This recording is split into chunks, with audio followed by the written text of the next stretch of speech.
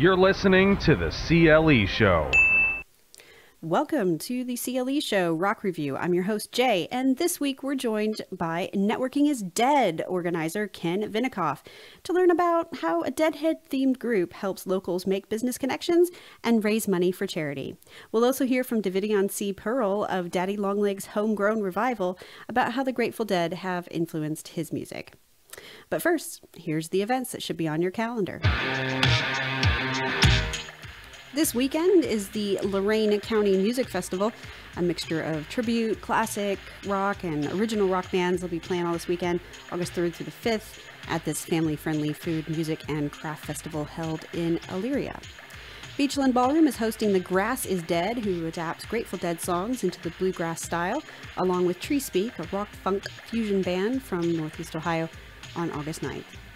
August 10th at Doubting Thomas Gallery on Jefferson Avenue in Cleveland, you can check out an exhibition celebrating the work of photographers Sean Mitchell and Jay Brown. It's going to be a showcase of over 20 years of live band photography, as well as a video installation of Cleveland bands and touring acts from 2000 to 2018. If you're a young person or know a young person interested in music recording, there are free production workshops held at the Lava Room's historic studio in Beechwood on August 11th.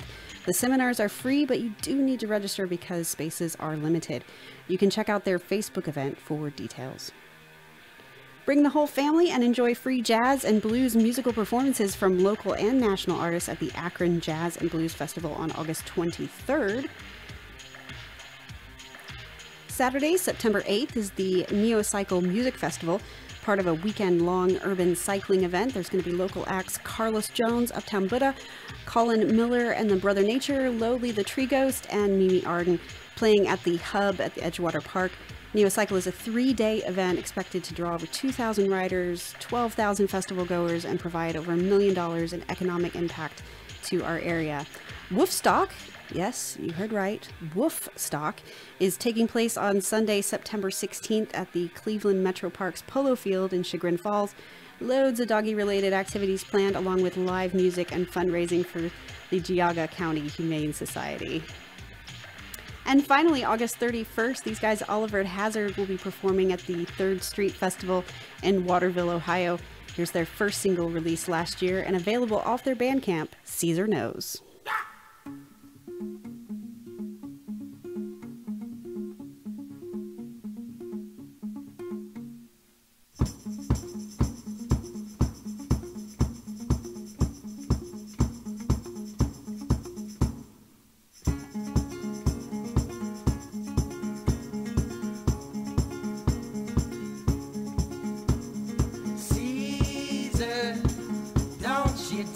On my floor,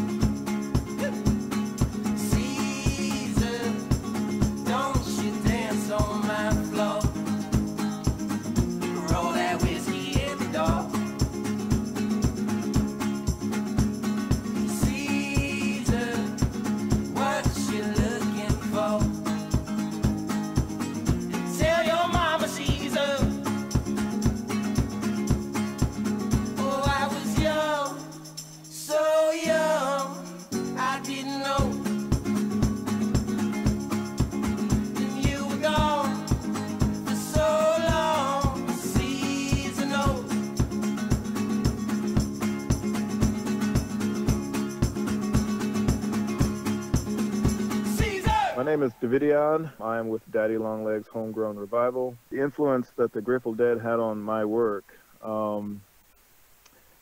it really comes down to a few bare bones things, but things that are very multifaceted, really. So, in a sense, they're bare because of how I look at music, but I can see how they could maybe be a little more intricate to others. But the Grateful Dead was very layered in their approach.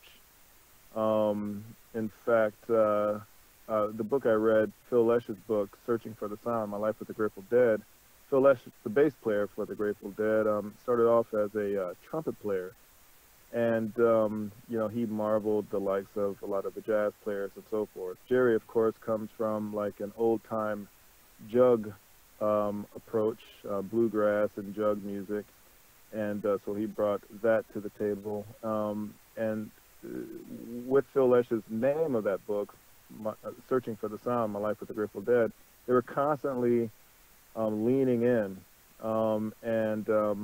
and chasing after the muse, you know, and the muse itself is that which we strive to embody in the music, but can never really fully attain, because once attained, it's almost like you're resting on laurels and ego, like I got this, you know, I'm a great player, what have you. But if you maintain a mindset of leaning in and feeling so lucky and so charmed to even sort of touch upon the hem even of the muse, if you're so lucky, that keeps your music true and keeps your music more authentic and keeps you really truly searching, you know, as the explorations that as the explorers that we are. And then you bring into the fold the likes of Robert Hunter, who was their very poetic lyricist. Now, Jerry brought a lot of lyrics to the table, but Robert Hunter really was commissioned to write a great many songs because of his poetic ability. That, coupled with the fact that I had the pleasure of working with Vince Welnick, one of the latter Grateful Dead keyboardists. I worked with him for a couple years in the summers at a particular location in Pennsylvania. I got the chance to really know him. And that was really marvelous experience for me because maybe some 10 years before that, I was at a show. You know, I used to follow the Dead around. I was at a show and I just could hear this different voice. You know, I couldn't see that well. I needed glasses. I couldn't see that well. And, you know, Lord knows there's other things in the mix too. And, you know, but it was so far away and I couldn't see, but I could hear. I said, who's this voice? Who is this new? Is this a keyboardist? Or someone leaned over and said, yeah, this is Vince Welnick is his name. I said, wow, these songs are fantastic, like Samba in the Rain and some other tunes he was doing.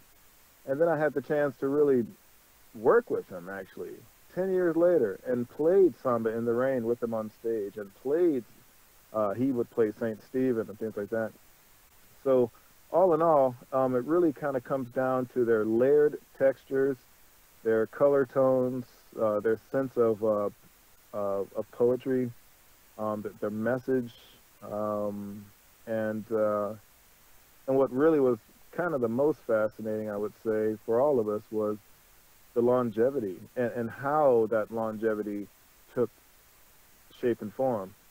No band ever has had a nomadic following of over 100,000 people, and likely will never again on that level, on that scale. And not only that, but they employed, I like their approach to taking care of people as well. They employed over 500 at their peak, 500 employees with full health benefits. And that was the reason why they toured so much. In fact, you know, I learned later from, in the book, Phil Lesh's book, that they toured so much to make sure that folks could eat and maintain their health care. 500 full-time employees. And so, needless to say, Jerry, in Phil's book, he explains that Jerry only made about $250,000, $300,000 a year, and that was because of the nature of the the business of which they had all these expenditures to make sure that people were taken care of. And that's what kept them on the road so much. So that was really profound for me. Just their sense of loyalty to not only their employees, but to the fans. They kept their rates really low for years. $20, $25 to get into a show, up until Jerry's death. It was pretty magnificent. So just all around, I think that their approach was powerful, and it influenced my music and on many, many levels. And I'm glad to be able to have that opportunity to share that with you now.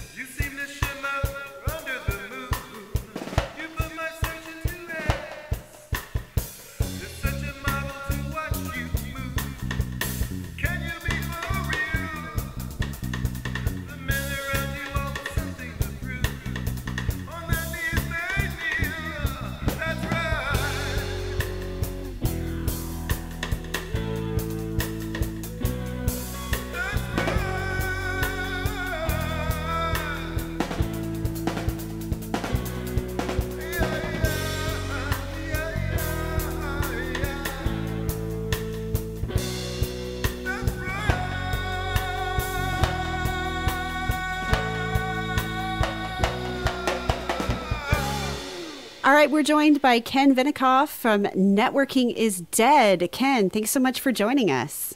Glad to be here. So networking really isn't dead, is it? No, of course it's not. No way is it dead. It lives on. So tell us a little bit about what is Networking is Dead. So Networking is Dead is a group of like-minded people. And so what we're trying to create is a group of people who like the same stuff. And that is, you like the Grateful Dead's music, you like the vibe, you like the scene, you like similar types of bands. You are a person who wants to make friends, meet new people, and are comfortable with, to some degree in doing that, or are okay with getting introductions to meeting some people sometimes. And who knows, down the road, it might even turn into some business opportunities for people in the group. So I read somewhere that you got your inspiration from a similar group on Wall Street. Is that right? Yeah. So a couple of years ago, I was looking to expand my network. I'm a financial planner, very lucky with my practice. I've been doing it for a long time, but I wanted to cast the net out and meet some new people, and was trying to figure out how to do it.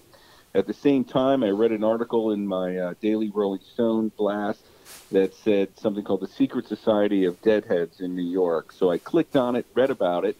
This woman named Deborah Solomon started a group called Wall Street Dead Ahead, and it was a networking group for deadheads in New York City. And ideally, they worked on Wall Street because that's the kind of business that Deb is in.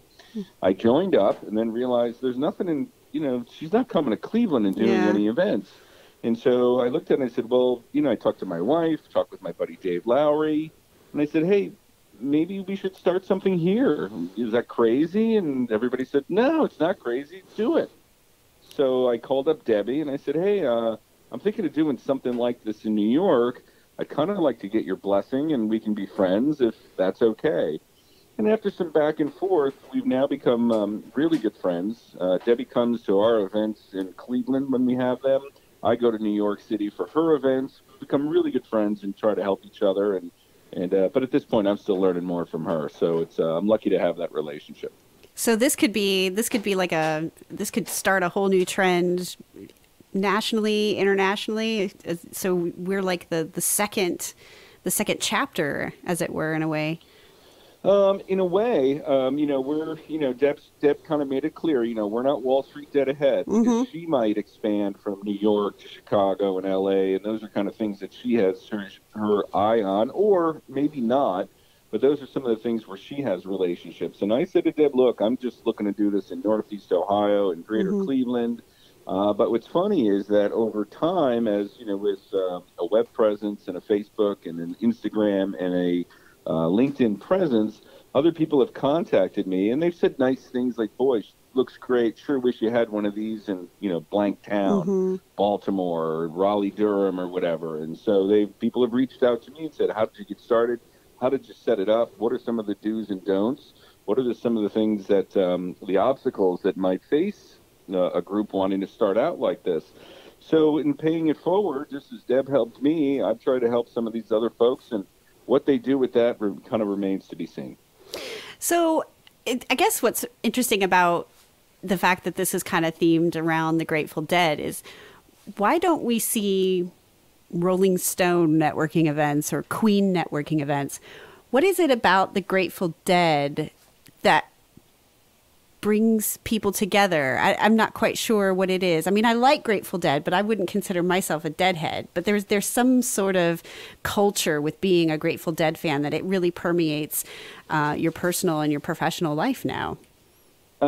Yeah, it kind of does. Well, you're a rare in-betweener. So Jerry Garcia, who was, founder and lead guitarist and singer-songwriter, of course, referred to people who like the Dead as the same as people who like black licorice. If you like black licorice, you really like it a lot. But if you don't like it, you really don't like it. It's not your thing. So Grateful Dead, if you like it, you really like it a lot. It becomes a thing you're passionate about. And I think with the Dead's vibe of things like sharing music. So before the internet came along, there were tape sharing sessions. So you'd read in the back of Relics magazines who had concerts, and the sharing that the Dead was really in favor of and encouraged people to do, as long as it was tape trading and no one was making money on it. they were very much okay with it. I think they said when they finished the concert, it's yours. We're done with it. And so people took that to heart. So there was always this camaraderie and sharing. Give you a little story. You go to see a Dead show or a Dead and Company show or even another jam band show. And so let's say you're in Cleveland at Blossom or you're at another venue and it's large and it's crowded. So if you contrast that to, say, going to see the Rolling Stones. So I'll clean up the language because this is on radio, and I don't at some point, and I don't know what kind of radio it's going to be. But let's say you're in a crowded situation and you touch elbows with somebody else on the way in where they, kind of herd you in like cattle, in through the security area. Well, if you touch elbows with somebody who's a deadhead, there's a very good chance they're going to say, "Oh, I'm sorry," and then you'll say back, "No, I'm sorry," and then they'll say, "No, I'm sorry," or they'll say something like, "Well, you have a great show. Oh, I love your shirt," things like that. It's a very there's a warmth and there's a camaraderie and you can esprit de corps, whatever you want to call it, but there's a vibe there. So a couple of years ago, I go to see the Rolling Stones at Rich Stadium, and it's a very different crowd. And I touched elbows with somebody, just being herded in. You're packed into this small little, sidewalk area. And I hit some guy's elbow, and he turns around and he says, "Do that again, I'll effing kill you." Oh, my goodness! It's a big difference. So why aren't there Rolling Stones groups? There could be, but it's a very different vibe. Right. Yeah. So there's something about if you were a Grateful Dead fan, there was something inherent about the not just the culture, but the type of person that you were and the morals and the values. I mean, I read that families used to just go on the road and travel, or people who didn't know each other suddenly became families, that the Grateful Dead, like you said, were really ahead of their time in accepting the idea of bootlegs and sharing and things like that. So yeah, I can see how the juxtaposition of your event and being a Deadhead really complements each other very well. Yeah, it's a very, it's kind of a sharing, caring group, I think. There's people who are, if you're in a parking lot scene and someone might offer you a beer as opposed to keeping it themselves. It's a pretty friendly, open group and a pretty friendly, open, vibe underneath it. There's something to, we all win together. We all enjoy the show together in our own different way, of course. But it's there for all of us together to share, and that's part of the spirit of it, and that's what we're trying to continue on with our group. Is let's get people together first and foremost. Let's get good people together and make friends, and I think that's probably the best thing. When you are an adult, there's not a lot of opportunities for adults to make new friends. There just aren't. When you're a kid, you're in school, and you get a new classroom every year with different people in your classes. And, if you go off to college or the military, I didn't serve, but I did go to college. When you open your dorm room floor, there's 40 to 60 young men and women typically who are all opening their door, looking out for who am I going to make friends with. And that's one of the last times in your life that happens. And so trying to be in a situation where you can meet new people who like the same stuff is rare, and that's what we're trying to create. And so your next event's September 27th at the Bop Stop. Another really cool thing that I like about what you're doing is, I guess it would be almost a given, but you're really supporting local music with bringing in local bands who cover the Grateful Dead. So on the 27th, you've got Sugar Magnolia coming, but you've also had Thor Platter's band play. He's a local guy. So so not only are you bringing local people together to get to know each other, but you're supporting the local music scene as well, which is obviously what I love about it. So what kind of professionals, what kind of professions and people are there at the networking event? It's a good question. It's really an A to Z, top to bottom. It's all kinds. And so there's no, as long as you're a person who has a like-minded spirit of, wanting to make friends, like the Dead's music, that helps a lot. Then anybody can come in. There's no membership fee to join. We'd like to have you registered so we can keep in touch with you. And but so in our case, so we have, from an A to Z, so we have, attorneys, we have orthopedic surgeons, so there's a number of, accountants, so there's a number of people who would be classified as professionals. Mm-hmm. Well, you also have folks who would be considered more, I guess, laborers. We have business owners, we have occupational and speech therapists. We've got, real estate people, salesmen and women. We've got all different kinds of folks. So it's people who are near the tail end of their career or retired or joining in. And we have people who are just starting out. So a number of the folks who came to one of our previous events were working for a college pro painting business where it was their summer and they were painting houses, but they heard about us and joined into the event. And they're still, pursuing their academics primarily. Great. Okay. Well, thank you so much, Ken, for telling us about Networking is Dead. You guys are on Facebook. Any other places that people can find you in between now and September 27th? Well, yeah, I'd like to add two more things, sure. if I may.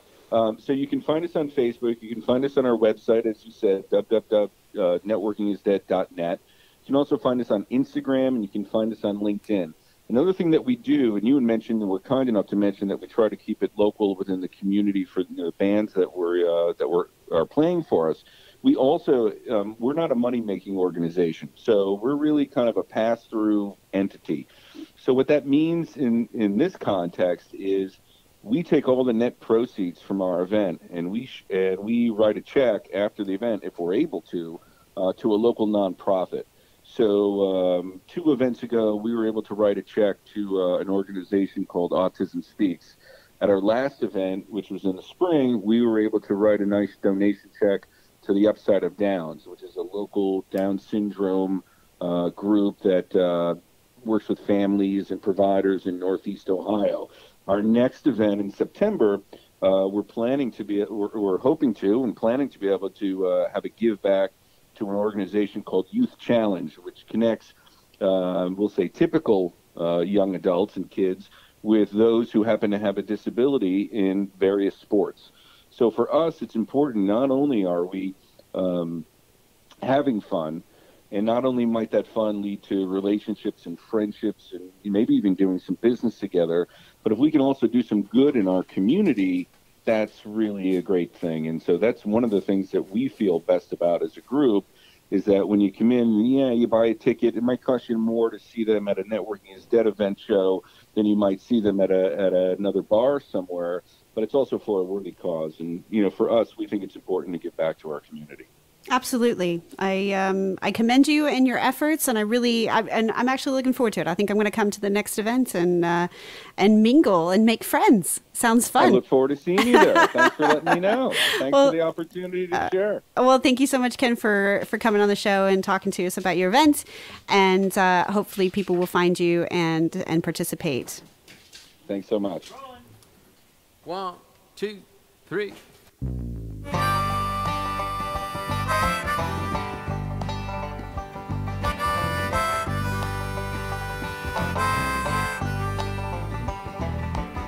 Talk to me, my long-lost friend.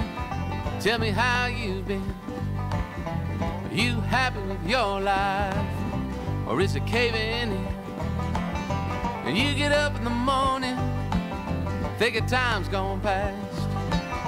Or does it make you wonder, it should never last? You need to open up your heart, let her in. Need to do it once before you could ever go back again.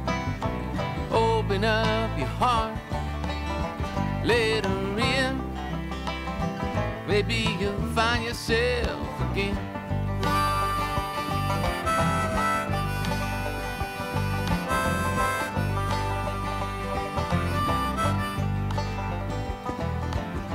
If you could do it all over, new shoes on your feet, down the stairs, out the house now, fixing something to eat.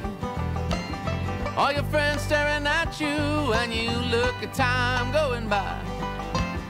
But you're here in the moment, and it's gone in the blink of an eye. You need to open up your heart, let her in. Need to do it once before you could ever go back again. Open up your heart, let her in. Maybe you'll find yourself again.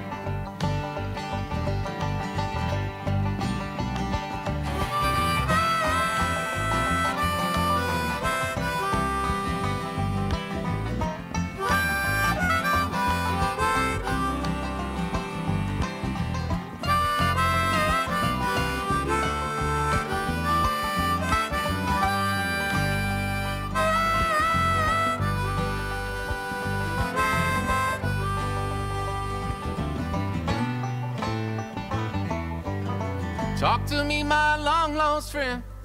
Tell me how you've been.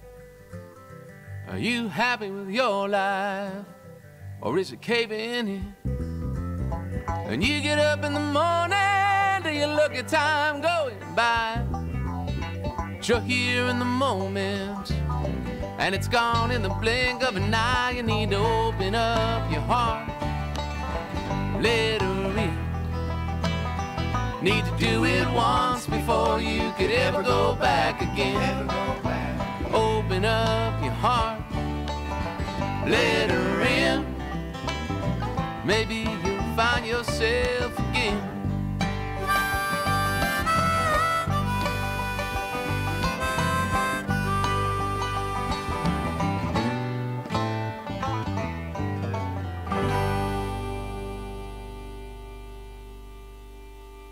That was local singer-songwriter Thor Platter with Open Up Your Heart from his new album Take Time, recorded and produced by David Mayfield at Tiger Spa in Akron.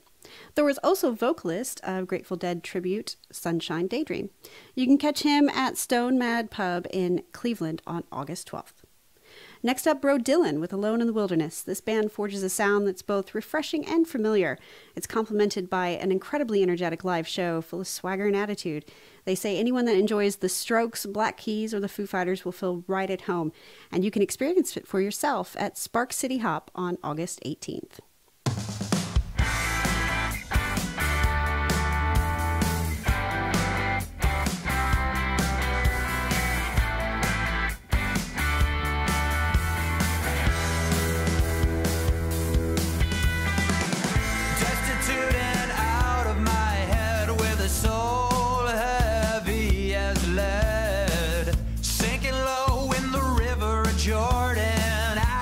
Time, yeah, I can afford it. Your red velvet curtains raise, your spotlight shines on my face. Looking for a woman to adore me, not make trouble, make me feel sorry. Oh, alone in the wilderness. Oh, the wilderness. My sandpaper mouth cries out for water. I wish that my voice traveled farther, but there aren't enough walls around, and the vacuum of the void sucks up the sound. He offered up a prayer for me. I accepted it graciously. Where were you when I needed it most? When I was used up, pale as a ghost. Oh, alone in the wilderness. Oh, the wilderness. And I couldn't be saved from your faithless, reckless ways now. And I love you. Is it a curse that I'm born with? And I know I exist in your vacant memories, and I believe in you.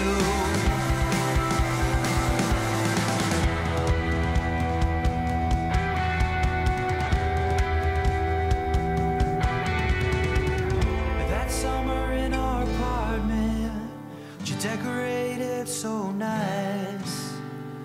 I was reading Crime and Punishment, staying out most nights. I got your picture in the drawer, where odds and ends go, fitting into a story, and the ghosts aren't here anymore. Oh, alone in the wilderness. Oh, the wilderness. And I can be saved from your faithless, reckless ways now. And I love you, is it a curse? And I'm born with now. And I know I exist in your vacant memories. I believe you.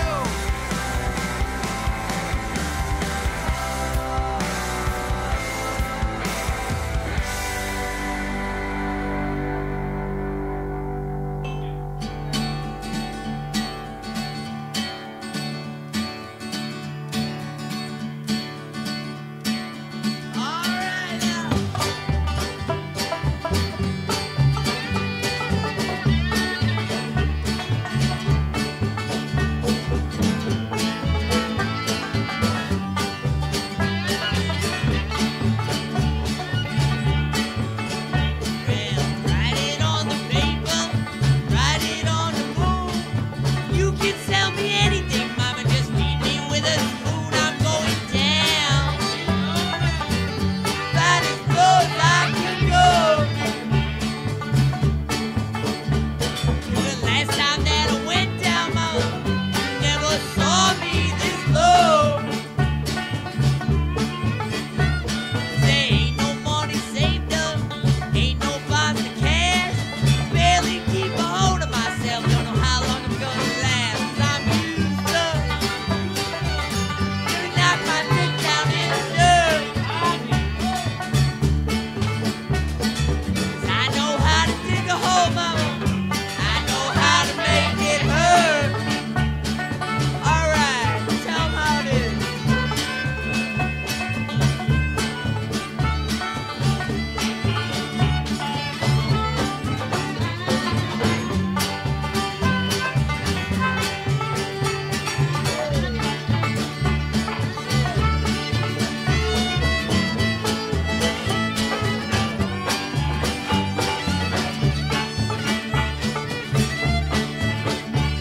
I haven't blew it yet, and I surely will. Ain't gonna have no friends left, my only time to kill a mother. I'm sorry. Can't even think a thought. 'Cause I fancy myself a smart boy, only proving that I'm not. Alright, tell me again.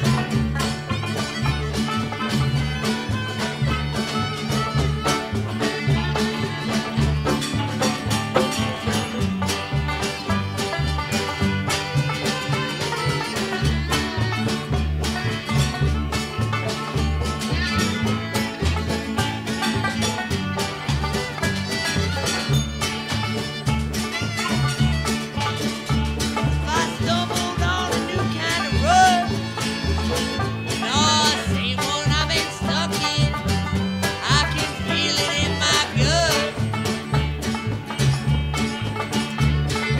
Sweet oblivion don't look too sweet at all. A bitter fix to swallow, guilt's got me up a wall, and I'm going down, about as low as I can go.